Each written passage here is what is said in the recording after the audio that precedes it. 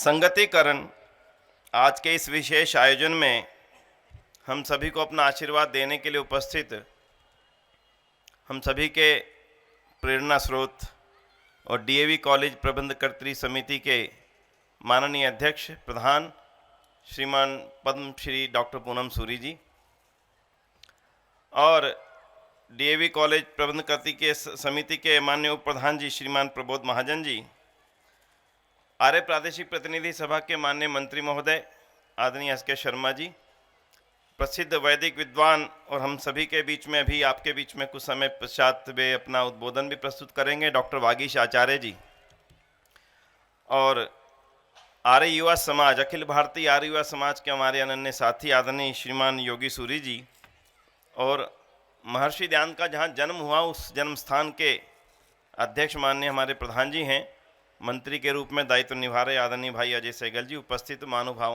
सभी को सादर नमस्ते। आज के विशेष विषय के रूप में माननीय प्रधान जी का आदेश था कि आर्य समाज जो अपने आप में एक ऐसा संगठन है जिसको अलग अलग तरीकों से दुनिया ने देखा, जिसने जितना देखा उसने उतना समझा। जिसने भवन में जाकर के देखा यज्ञ हो रहा है उसने समझा आर्य समाज में यज्ञ होता है। जिसके स्वयं का या परिवार के विवाह का समय आया, किसी ने कहा कहाँ विवाह होना चाहिए, कहा सादगी से विवाह करना है, आर्य समाज में जाइए, यज्ञ हुआ, विवाह हुआ, बड़ा अच्छा लगा, उनको लगा आर्य समाज में विवाह होते हैं।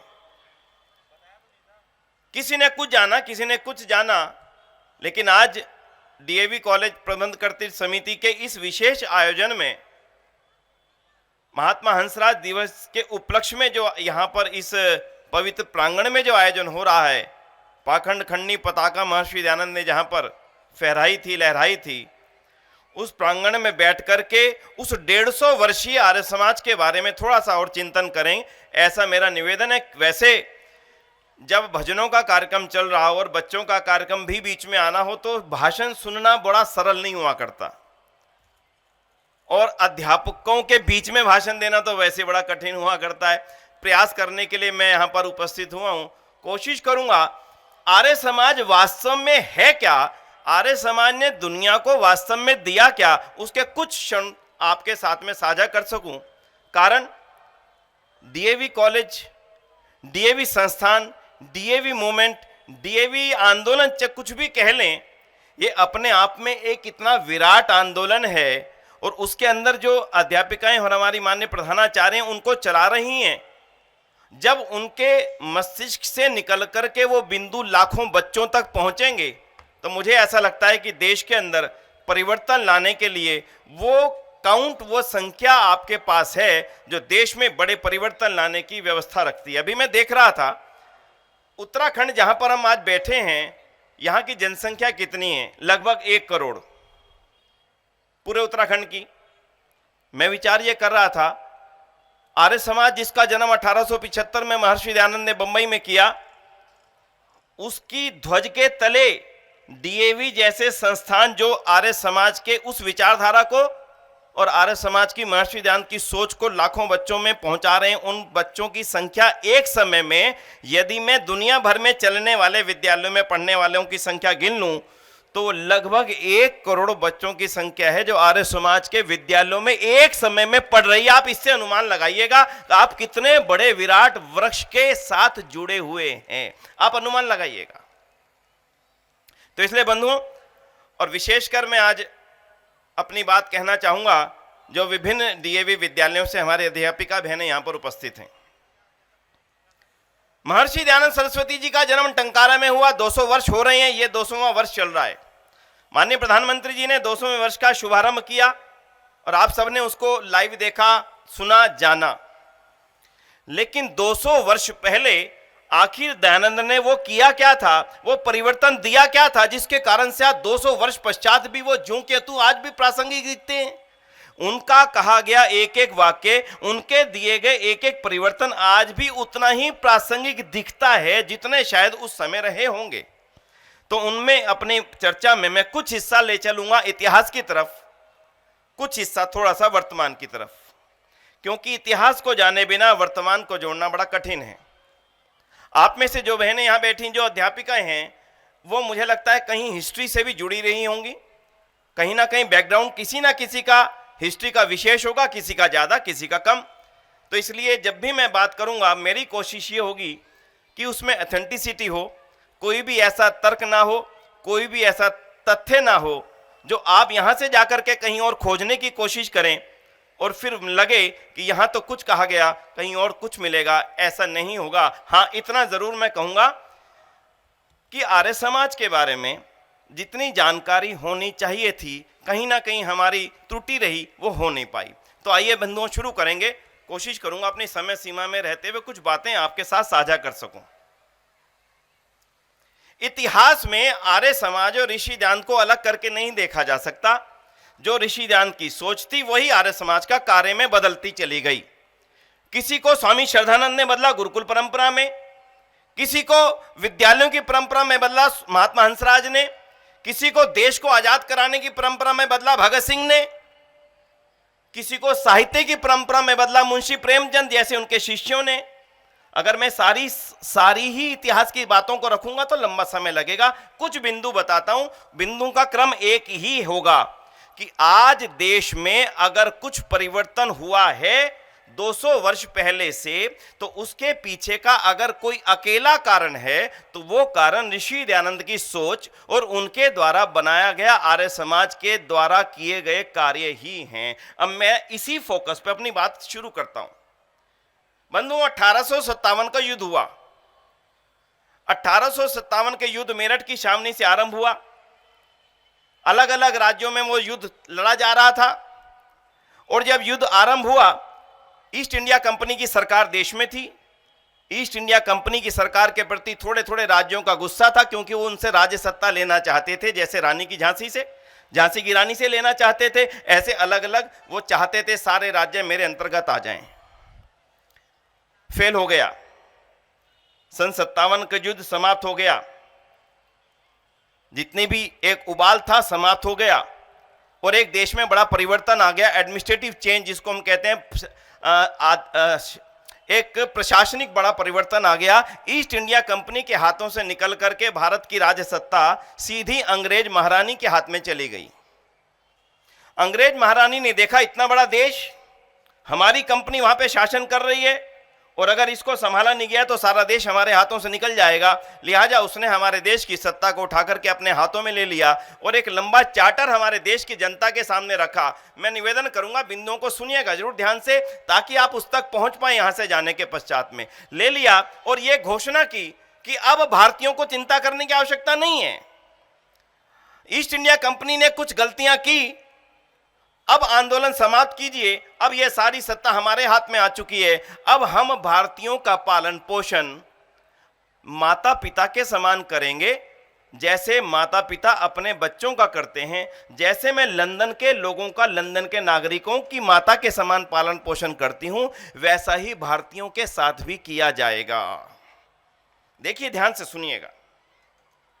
जो एक उबाल था भारतीयों में, वो एक एकदम से ठंडा हो गया। अब क्या चिंता करनी भाई साहब, अब छोड़िए ना, महारानी ने घोषणा कर दी है, अब हमारा भी पालन पोषण बच्चों की तरह से होगा। जैसे उनके लोग इतने आगे हैं, इतने अमीर हैं, सब सुविधाएं हैं, वैसे ही सुविधाएं हमारे देश में हमारे लिए भी होंगी। अब विशेष विरोध की आवश्यकता नहीं है। और उस समय वो विरोध समाप्त होने लगा। उस समय एक पंक्ति जो डीएवी के मंचों से भी कई बार आपके सामने आई होगी, ऋषि दयानंद उस समय इस सारे क्षेत्र में पहुंच चुके थे। उन्होंने देखा कि जिन भारतीयों को हमने तैयार किया था इस सरकार का विरोध करने के लिए, आज वो महारानी घोषणा कर रही हैं कि किसी भी तरह से आप हमारे शासन को स्वीकार कीजिए। अगर ऐसा हो गया तो दोबारा से माहौल बनाना बड़ा कठिन होगा। और आगे भी सुनिएगा। आप इस बात को जानते हैं कि जब 1857 का युद्ध लड़ा जा रहा था तो उस समय क्या एक हमारी सोच थी कि अगर 1857 का युद्ध सही ढंग से लड़ लिया गया, हम जीत गए, तो हमारा बादशाह कौन होगा? कोई बता सकेंगे हाथ खड़ा करके? कौन होगा हमारा बादशाह? हाँ जी, बहादुर शाह जफर। ये बात ठीक है जी? गलत है? इतिहास के प्रोफेसर भी यहां बैठे हैं। उनकी एक सोच थी, हम जीत जाएंगे और हमारा राजा बहादुर शाह जफर होगा। यानी वहां पर केवल दो सोच काम कर रही थी। अगर 1857 का युद्ध जीत गए तो राजा होगा बहादुर शाह जफर, और ईस्ट इंडिया कंपनी के हाथों से निकल गई तो रानी होगी विक्टोरिया। यानी उस समय हमारे को यह बताने वाला कोई नहीं था कि ये देश तुम्हारा है, तुम्हारा ही इस पर शासन होना चाहिए। बंधुओं, ये एक इतना बड़ा ऐतिहासिक तथ्य है जिसको लंबे समय तक इतिहास की पुस्तकों से मिटाया गया, छुपाया गया। उस समय महर्षि दयानंद ने अपने ग्रंथ सत्यार प्रकाश में ये वाक्य लिखा था, जिस वाक्य को आपने अनेक बार पढ़ा। अब ध्यान से सुनिएगा। रानी कह रही है कि मैं तुम्हारा पालन पोषण माता पिता के समान करूंगी। ऋषि दयानंद लिखते हैं, कोई कितना भी करे परंतु जो स्वदेशी राज्य होता है वह ही सर्वोपरि व उत्तम होता है। ये कहने वाले आधुनिक काल में अगर कोई महापुरुष हुए हैं, अगर कोई शब्द स्वदेशी नाम का लिखा गया है, इस वाक्य से पहले भारतीय जगत के किसी भी साहित्य में एक बार भी स्वदेशी शब्द का अंकन हुआ ही नहीं। यही वो वाक्य था जिसने भारतीयों को पुनः जगा करके खड़ा कर दिया। ना होगा बहादुर शाह, ना होगी महारानी, हमारी होगी अपनी सत्ता, अपना राजा, अपनी रानी। ये दयानंद का वो परिवर्तन काल था बंधुओं, जिसके कारण से भारतीयों के अंदर ये सोच पैदा हुई कि देश तुम्हारा है। उससे पहले हमें मालूम नहीं था कि कोई और शासन कर रहा है। हमें तुम रोटी दे दो, हमें तुम रोटी दे दो, हमें कोई फर्क पड़ नहीं रहा था बंधुओं। ये ऋषि दयानंद का हमारे ऊपर कितना बड़ा उपकार था, कल्पना करके देखिएगा। थोड़ी सी शुरुआत भर की है। ऋषि दयानंद ने बारीकी से देखा ये देश है गुलाम क्यों? क्योंकि इसकी भाषा इससे छीन ली गई। मुगल आए, हमारी संस्कृत समाप्त करके उर्दू फारसी लाद दी। अंग्रेज आए, हमारी संस्कृत फारसी जो थोड़ी सी चलती थी, संस्कृत हिंदी, उसको समाप्त करके अंग्रेजी लाद दी। यानी इनकी भाषा समाप्त कर दो, ये गुलाम हो जाएंगे। हुआ भी यही। फिर ऋषि दयानंद ने क्या किया? केवल ये देखा क्योंकि इनकी भाषा के समाप्त होने से ही ये गुलाम हैं, इनकी भाषा को वापस लाकर इनके हाथ में थमा दो, ये दोबारा से अपना इतिहास पहचान जाएंगे कि ये देश तो तुम्हारा था। यही ऋषि दयानंद ने किया, यही आर्य समाज ने किया बंधुओं। ऋषि दयानंद सबसे पहले इसकी घोषणा की कि तुम्हारी भाषा वो संस्कृत है जिसके कारण से दुनिया भर के लोग विश्व गुरु भारत के पास पढ़ने के लिए आया करते थे। क्योंकि तुम्हारा वो ज्ञान समाप्त हो गया, इसलिए अब तुमसे कोई पढ़ने नहीं आता, तुम किसी और के द्वार पर जाकर के पढ़ने आते हो। उठो भारतीयों, फिर वापस लाओ संस्कृत को, फिर वापस लाओ वेद को। और उसी का परिणाम हुआ, हिंदी आई। हिंदी के कारण से जागृति आई, और जागृति आते आते देश के अंदर एक भावना पैदा होती चली गई कि यह देश हमारा है। और स्वदेशी के लिए जो जो कारण थे, जिनके कारण से हम गुलाम थे, वो एक एक कारण खत्म करने का श्रेय दयानंद को जाता है। उदाहरण सुन लीजिएगा। पहला कारण बताया, स्वदेश ये मेरा देश है, ये बताने वाला दयानंद था। मेरी भाषा हिंदी है, मेरी भाषा संस्कृत है, ये आधुनिक काल में बताने वाले दयानंद ही थे, दूसरा नहीं था बंधुओं कोई भी। तीसरी बात चलते हैं।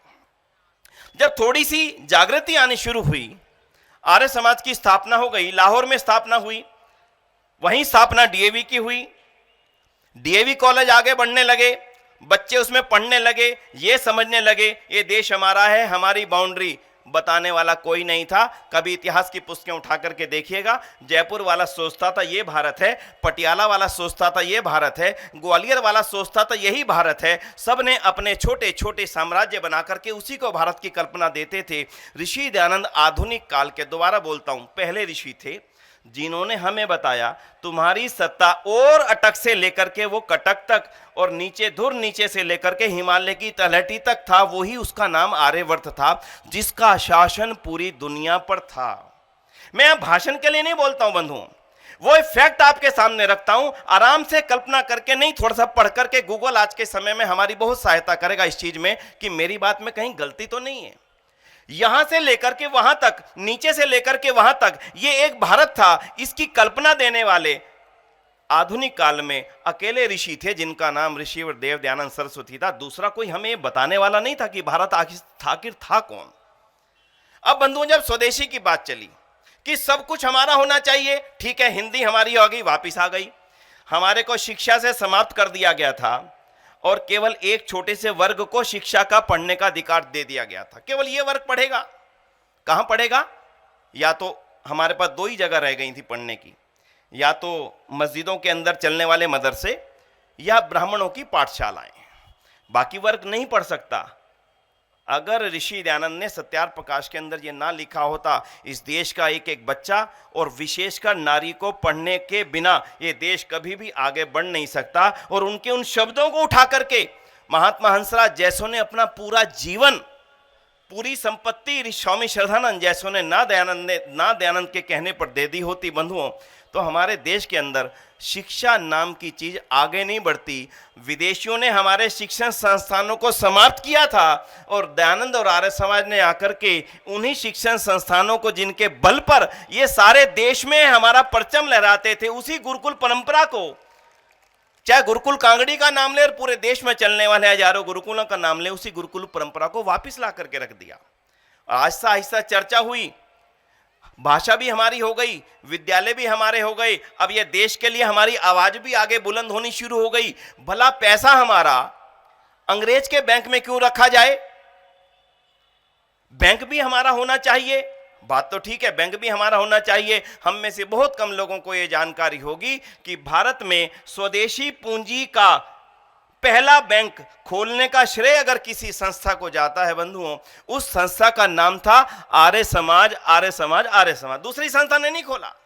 आर्य समाज लाहौर की अंतरंग सभा के प्रस्ताव के माध्यम से आर्य समाज लाहौर के अंदर पहला पंजाब नेशनल बैंक खोला गया और उनके पहले अकाउंट होल्डर के रूप में डीएवी के नेता लाला लाजपत राय जी का नाम लिख दिया गया। जैसे आज हम यहां कोई बड़ा काम करें, शुरुआत करें, तो किससे करेंगे? माननीय सूरी साहब बैठे हैं, हम कहेंगे भाई साहब आप ही इसमें सबसे पहले नंबर पे अपना नाम लिखवाइए। लाला लाजपत राय पहले अकाउंट होल्डर थे, पर पंजाब नेशनल बैंक की श्रृंखला को खोलने का अगर आज किसी को गौरव है, वो गौरव केवल और केवल बंधुओं आर्य समाज को है।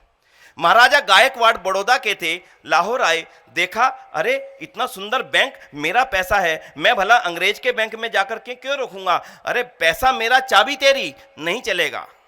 उन्होंने दूसरे नंबर के बैंक की स्थापना की। अब आप आराम से बोल देंगे कौन सा बैंक था वो? Bank of Baroda. ये जो एक श्रृंखला चली, ये श्रृंखला अपने आप नहीं चली, ऋषि दयानंद का चिंतन बोल रहा था, उसको पढ़ने वाले अपने अपने काम में लगे हुए थे, एक एक चिंतन को उठा उठा करके अपनी दौड़ भाग कर रहे थे। और वो चिंतन कहां कहां तक जा रहा था, वो बंधुओं अद्भुत इतिहास है आर्य समाज का। अगर मेरे आज के छोटी सी इस प्रस्तुति से आपके मन के अंदर आर्य समाज के जीवंत इतिहास को पढ़ने की इच्छा पैदा हो जाए, मैं समझता हूं मेरा यहां पर आप सबके साथ बात करना सफल होगा। लेकिन थोड़ा सा और आगे चलिएगा। देश की आजादी की लड़ाई शुरू हो गई। लोग ये कहते हैं स्वदेशी आंदोलन किसने शुरू किया?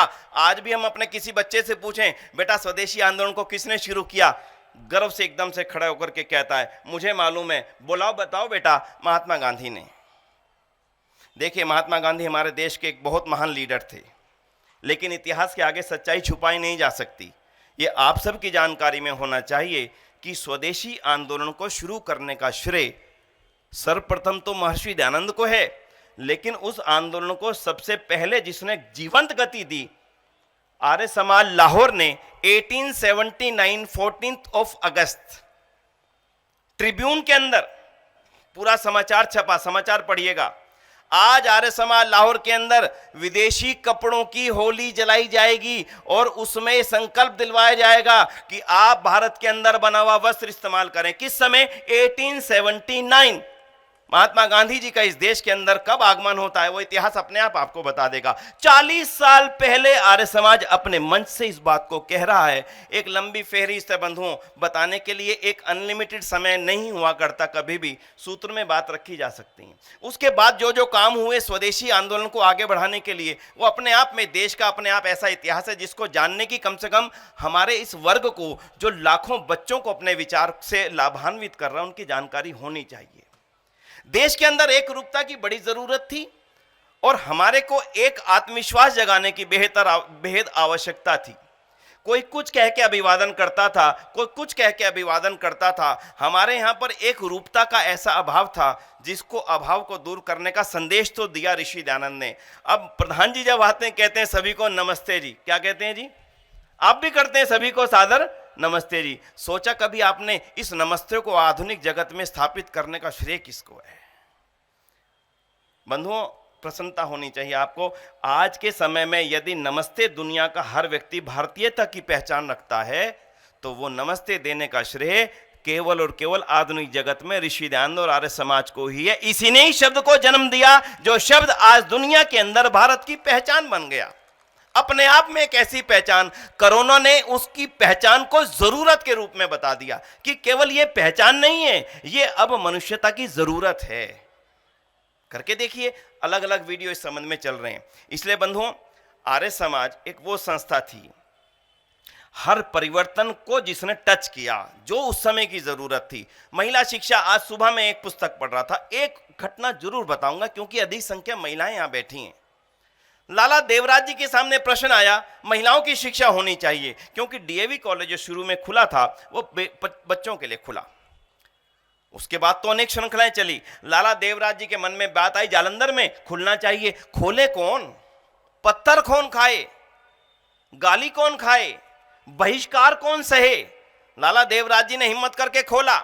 और पता, सुबह निकलते थे, गली गली गली गली खटखटाते थे, अपनी बेटी को पढ़ाओगे क्या? लाला जी पढ़ाना तो चाहते हैं, समाज नहीं मानता, भेजो ना।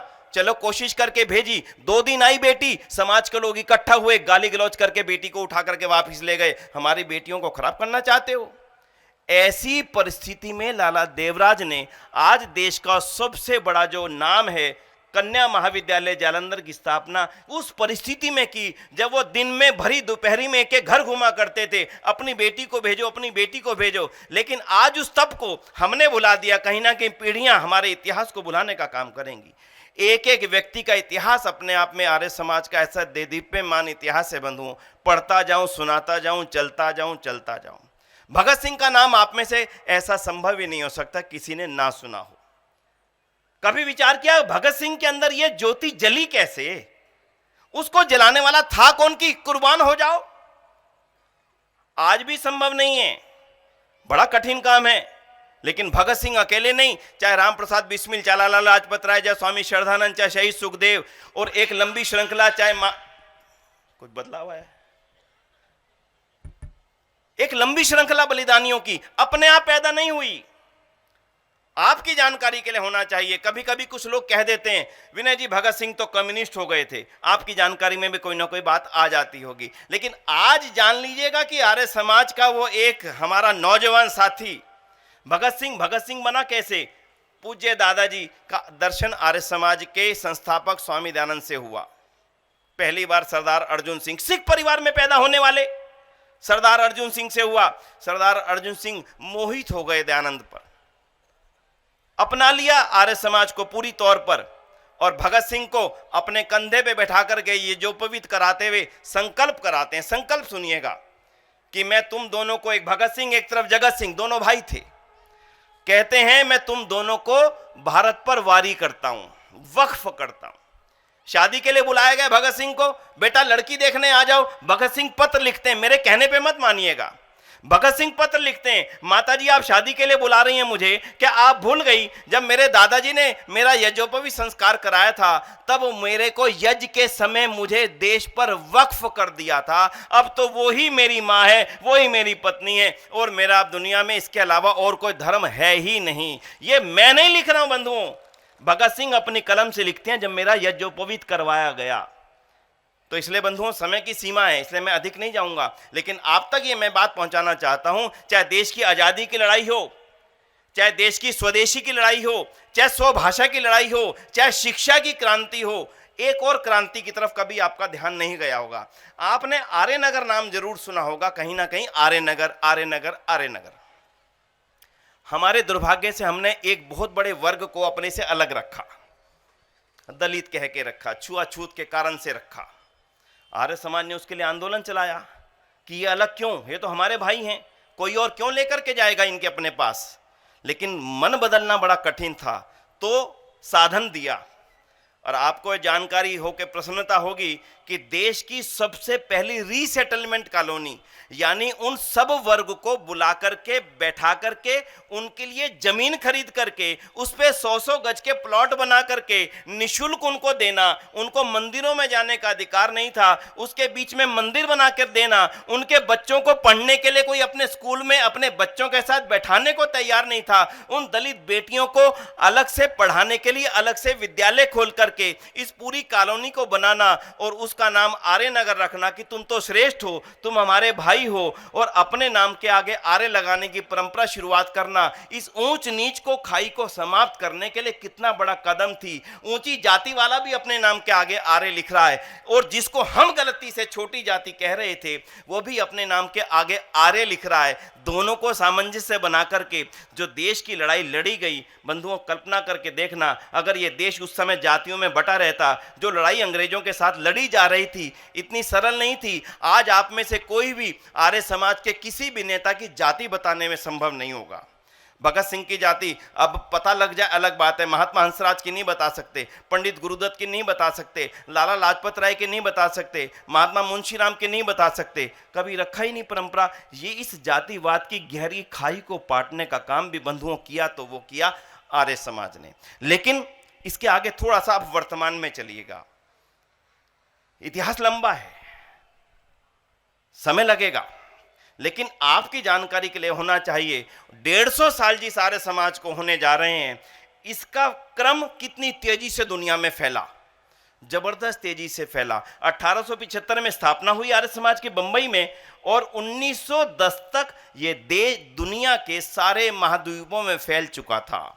अमेरिका से लेकर के, कनाडा से लेकर के, ट्रिनिडाड, सूरीनाम, गयाना, दक्षिण अमेरिका में, साउथ अफ्रीका में जाकर के, और केन्या, युगांडा, और उसके बाद में मॉरिशस और यूरोप के देशों में, और उसके बाद में फिजी में, न्यूजीलैंड में, ऑस्ट्रेलिया में, सिंगापुर में, थाईलैंड के अंदर, नेपाल, बांग्लादेश और पाकिस्तान में तो आर्य समाज का जन्म हुआ ही था। इन सारे महाद्वीपों में उस समय तक फैल चुका था जिस समय आने जाने के हमारे पास साधन भी नहीं थे। हमारे महापुरुषों ने कितना तप किया इस ऐसी विचारधारा को दुनिया में फैलाने के लिए, जिस विचारधारा ने दुनिया को एक नई रोशनी देनी थी, जिस विचारधारा ने दुनिया को एक नया मार्ग दिखलाना था, जिस विचारधारा ने दुनिया को एक नया रास्ता देना था, उस विचारधारा की संस्थाओं की स्थापना होने का क्रम आरंभ हुआ। हमारी सरकार विरोधी थी, धन नहीं देता था कोई, डीएवी कॉलेज के लिए धन किसी सरकार ने नहीं दिया, हमने अपनी जेबों से धन दिया। बंधुओं विचार करके देखिएगा, डीएवी के इतने बड़े बड़े भवन बने, एक एक पैसा मांग मांग करके बने, अपने घर से दे दे करके बने, लोगों ने अपनी पूरी संपत्तियों को दान दिया। आज अगर दुनिया भर में संस्थाओं की गिनती करें, आप एक संस्था में बैठे हैं, इसका नाम है वैदिक मोहन आश्रम, और एक संस्था साथ में है जिसका नाम है बीएमडीएवी स्कूल। ये दो संस्थाएं हो गई।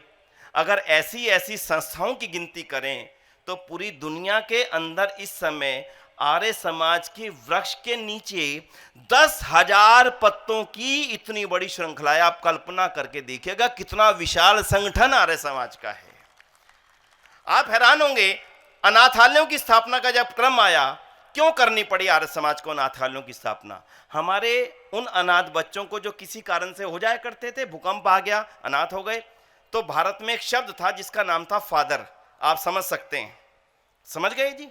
उस फादर को नेचुरल फादर माना जाता था अंग्रेज के कानून में, कि जो अनाथ हो गया वहां भेज दो, वो पालेंगे। क्यों?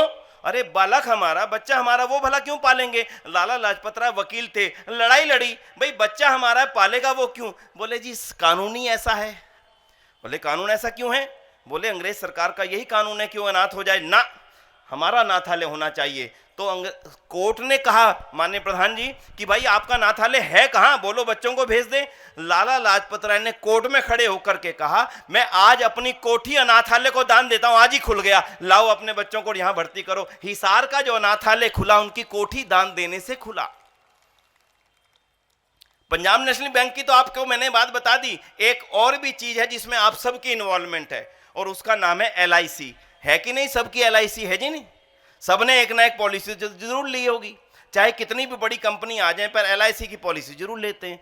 आपको ये जानकारी होनी चाहिए कि LIC नाम की जो कंपनी खुली, वो भी खोलने का श्रेय आर्य समाजी को ही था। उसका नाम था लाला लाजपत राय, और उस कंपनी का नाम था लक्ष्मी इंश्योरेंस कंपनी, जो कराची के अंदर खोली गई, उसका नाम भी LIC था। जब सारी कंपनी मर्ज हुई भारत के अंदर आकर के, तो उसकी कंपनी का एक रुतबा इतना बड़ा था कि वो LIC उसका यही सेम का सेम रख दिया गया लाइफ इंश्योरेंस कॉरपोरेशन बदल करके। बंधुओं, अब समय की सीमा समाप्त है, मैं अधिक नहीं जाऊंगा, बस आपसे एक अनुरोध करता हूं। दुनिया भर में इस समय 10,000 आर्य समाज की संस्थाएं हैं। दुनिया का सबसे बड़ा अनाथालय आर्य समाज का है। आप जानकर के प्रसन्न होंगे कि वो भारत में नहीं है, दक्षिण अफ्रीका के डरबन शहर के अंदर दुनिया का सबसे बड़ा आर्य समाज का अनाथालय आर्य बेनेवोलेंट होम, जिसके अंदर इस समय 2,500 से ज्यादा बच्चों का निःशुल्क पालन पोषण होता है। 2,500 बच्चों का केवल एक अनाथालय में, बोलता हूं डरबन जाइएगा कभी। और भारत के जितने अनाथालय, चाहे डीएवी का फिरोजपुर से लेकर के आप पूरे भारत की श्रृंखला में चला जाएं, अनेक अनाथालय, अनेक महिलाओं के आश्रम, अनेक वृद्ध आश्रम, अनेक जो विकलांगों के लिए बने हुए आश्रम, और ना जाने कितनी परोपकार की संस्थाओं का निर्माण आर्य समाज ने किया बिना किसी के एक एक पैसे को लेकर के। एक उदाहरण देता हूं आर्य समाज के जीवन के उस तब का। एक व्यक्ति थे आर्य समाज जालंधर के, वो कहते थे मैं जाता हूं और ये बारात में पैसे डालते हैं लोग, जब विदा होती है बारात या घोड़ी चढ़ता है दूल्हा, तो कहते हैं ये सारे बराती शराब भी पैसे उठा लेते हैं और दिन में शराब पी जाते हैं।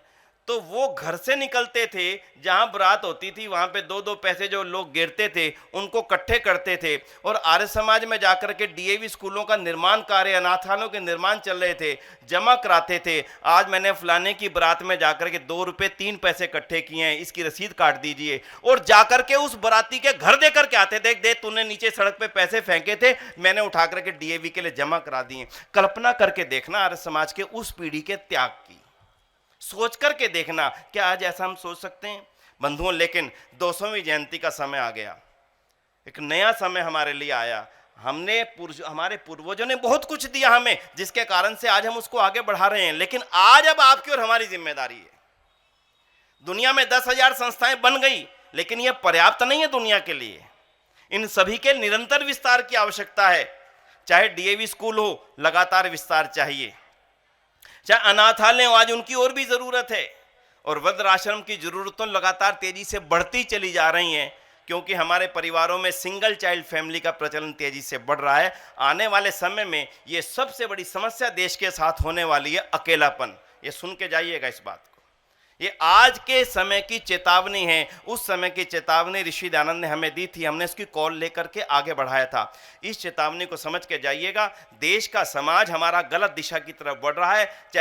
चाहे दिल्ली की सुप्रीम कोर्ट में चलने वाला जो धारा 3 केस जो चल रहा है 377 को लेकर के, चाहे लिव इन रिलेशनशिप्स को लेकर के, ये हमारे समाज को गलत दिशा की तरफ ले जाने की जो किसी भी कारण से कोशिशें कोई भी ताकत कर रही है, हमें और आपको जागरूक रह करके अपने नीचे आने वाले बच्चों को, पीढ़ी को जागरूक करना होगा, ताकि कभी दोबारा किसी को भगत सिंह बनने की जरूरत ना पड़े। उस देश को तो वो आजाद करा करके चले गए, ना जाने कितनी कुर्बानियां दी, गिनती करेंगे तो वो संख्या पूरी नहीं हो पाएगी। किसी के पृष्ठ पर भी मैंने भी लिखने शुरू करे, देखूं कितने लोगों ने कुर्बानियां दी, पूरी नहीं हो पाई बंधुओं। लेकिन ये देश कहीं दोबारा से गुलामी की ओर ना जा रहा हो, इसकी चिंता अब हमें और आपको करनी चाहिए। आज आर्य समाज का एक बहुत विराट वृक्ष है। मॉरिशस में जाइए 450 आर्य समाजें हैं। फिजी में जाइए, हमारी यूनिवर्सिटी है फिजी के अंदर, जैसे डीएवी यूनिवर्सिटी जालंधर में, गुरुकुल कांगड़ी यूनिवर्सिटी हरिद्वार में, फिजी के अंदर फिजी यूनिवर्सिटी रन बाई आर्य प्रतिनिधि सभा फिजी है। मॉरिशस में जाइए, स्कूल है, विकलांगों के कॉलेज हैं, विकलांगों के आश्रम है, अनेक संस्थाएं अमेरिका में भी बढ़ रही, हर जगह बढ़ रही हैं। लेकिन जिस कदर दुनिया की आबादी बढ़ रही है, आपको जानकारी होगी, कल का दिन एक चीज के लिए याद रखा जाएगा, शायद 19 अप्रैल थी, कल 19 अप्रैल थी 20, कल का दिन इसके लिए याद रखा जाएगा कि अब भारत दुनिया की सबसे बड़ी आबादी का देश हो गया है। यानी जिम्मेदारी बढ़ गई है आपके ऊपर, उस पूरी आबादी को कैटर करने की, उस पूरी आबादी को विचार देने की। और डीएवी का जो यज्ञ है, ये वास्तव में विचार यज्ञ है। विचार दे देंगे। भगत सिंह को दिया किसने था विचार? डीएवी ने, नेशनल कॉलेज ने, आर्य समाज के विद्यालय ने। भाई परमानंद को विचारी तो दिया था आर्य समाज ने, और क्या दिया था? राम प्रसाद बिस्मिल को विचारी तो दिया था आर्य समाज ने, और क्या दिया था? एक और मुस्लिम हमारे भाई अशफाक उल्लाह खान देश की आजादी पर लड़ रहे हैं, पर दीप कौन जला रहा है? आर्य समाज। सिख परिवार में पैदा हुआ भगत सिंह, उधम सिंह करतार सिंह सराभा देश की आजादी के लिए लड़ रहा है, इतिहास साक्षी है। दीप जलाने का काम आर्य समाज की भट्टी से हो रहा है। और एक नाम कहकर के आज अपनी बात को समाप्त करूंगा। हिमाचल से भी कुछ साथी आए होंगे, सत्यानंद स्टोक्स, नाम आपने सुना है कि नहीं सुना, मैं जानता नहीं हूं। क्रिश्चियन परिवार में पैदा हुआ, अमेरिका से भारत में आए पादरी स्टोक्स, केवल एक इच्छा से आए, मैं देश को बाइबल का संगीत सुनाऊंगा। लेकिन भारत में आने के पश्चात आजादी के दीवाने बन गए, छोड़ दिया सब कुछ, बदल दिया सब कुछ, बदल गया सब कुछ, और नाम रख लिया सत्यानंद। सैमुअल स्टोक्स नाम था। और सैमुअल स्टोक्स कौन था, थोड़ा सा पढ़िएगा, रात को समय आनंद आएगा। सैमुअल स्टोक्स जो अमेरिका से भारत में आए थे, भारत को क्रिश्चियन बनाने की इच्छा से आए थे, दूसरा को उद्देश्य लेकर के नहीं आए थे, जीवन छोड़ करके आए थे। हिमाचल को जाकर के कहते थे, मैं चाहता हूं हिमाचल की हर पहाड़ी पे मैं वो लगा देख सकूं जिसको मैं कल्पना करके अमेरिका से चल कर के आया हूं। आर्य समाज की भट्टी की ज्योति मिल गई, बदल गया जीवन, और नाम रख करके सत्यानंद स्टोक्स। क्यों? सत्यार प्रकाश पढ़ करके सत्यानंद बने थे। सारा जीवन देश को समर्पित कर दिया, बच्चों के नाम बदल लिए, अपने घर में यज्ञशाला बना ली, और एक ही ध्येय बना लिया, देश को आजाद कराना। यानी वो क्रिश्चियन भी अगर देश की आजादी के लिए अपना समय दे रहा था, शक्ति दे रहा था, ऊर्जा दे रहा था, तो अग्नि केवल आर्य समाज की भट्टी से मिल रही थी। बंधुओं, ये एक बहुत बड़ी क्रांति का दीपक था आर्य समाज। फिर जानने की और कोशिश करेंगे, समय मिलेगा फिर कभी प्रयास करेंगे। आपसे केवल इतना निवेदन करता हूं, आर्य समाज के बहुत थोड़े से अंश में बता पाया हूं। जबरदस्त है आर्य समाज, गजब का काम दिया आर्य समाज ने, गजब के लोग दिए आर्य समाज ने। उनके बारे में थोड़ा सा जानने की कोशिश करेंगे। आपके जानने की कोशिश का मतलब करोड़ों परिवारों तक इन बातों का पहुंचाना।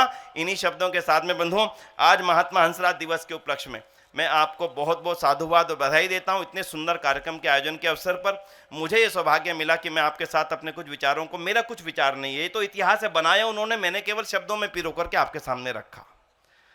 मैंने बलिदान नहीं दिया, बलिदान भगत सिंह ने दिया, लेकिन मैं केवल उन बातों को आपके सामने रख करके अपने आप को गौरवशाली मान रहा हूं। इसलिए इन्हीं शब्दों के साथ में कि डीएवी के माध्यम से माननीय प्रधान जी की जो एक सोच है कि इस देश में परिवर्तन विचारों से आने वाला है, विचार आपके माध्यम से जाने वाले हैं, और आप उनको विचारों को लेने की कोशिश करते रहिएगा। निश्चित रूप से कहता हूं, महर्षि दयानंद की 200वीं जयंती और आर्य समाज के 150वें स्थापना दिवस का जो आयोजन माननीय प्रधान जी डॉक्टर पूनम सूरी जी के नेतृत्व और कुशलता से आगे बढ़ रहा है और बढ़ेगा।